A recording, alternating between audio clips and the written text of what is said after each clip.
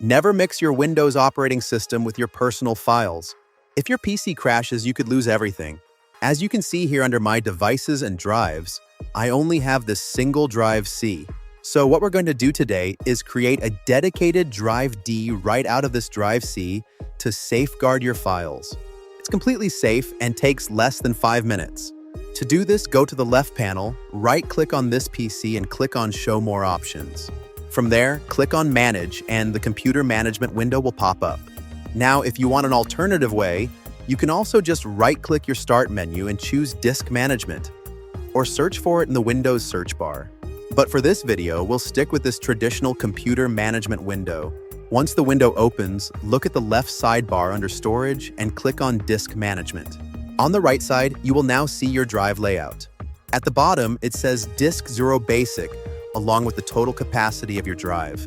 In my case, it's around 465.75 gigabyte, but this number will vary depending on how big your HDD or SSD is. You will also see 3 distinct boxes or partitions here. The first small box is a 200 megabyte EFI system partition. This is critical for booting up your PC. The third one at the very end is a 780 megabyte recovery partition, which Windows uses for troubleshooting. Do not touch or delete these two. The middle box is our main target, Drive C, showing 464.79 gigabyte NTFS. This is where your operating system lives, and this is the drive we are going to shrink to make room for our new Drive D. Now right-click on that middle Drive C box and select Shrink Volume. A small pop-up saying, "Querying volume for available shrink space, please wait," will appear while Windows calculates your space. Next, you'll see a window asking you to enter the amount of space to shrink in megabytes.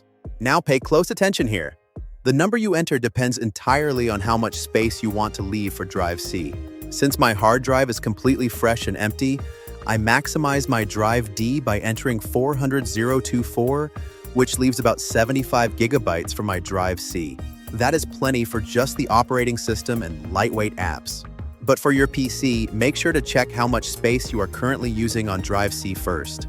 You must always leave enough space to cover your existing Windows files, plus at least 30 to 40 gigabytes of extra breathing room. Do not shrink it down too low or your system will slow down. Once you calculate your own safe number and enter it, go ahead and click Shrink.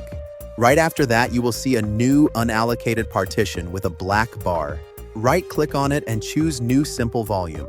The Welcome to the New Simple Volume wizard will pop up. Just click Next. On the Specify Volume Size screen, leave the numbers as they are and click Next again. Now, under Assign the following drive letter, make sure to select D and click Next. On the Format Partition screen, look for the Volume label box. Erase the default text and type in your preferred name. For this tutorial, we will name it Data Disk. Click Next, and on the final completing the new Simple Volume Wizard pop-up, hit Finish. And there you go. As you can see, our brand new Data Disk Drive D is now completely visible. If we open this PC, it's right there, fully accessible and ready for you to create new folders and store your precious files safely away from your system drive. To make things even better, you can actually set your My Documents folder to default directly to this Drive D. So every single time you save a file, it automatically goes here. If you don't know how to do that yet, don't worry. In my next video, I will show you a step-by-step guide on how to change your default saving location to your new drive.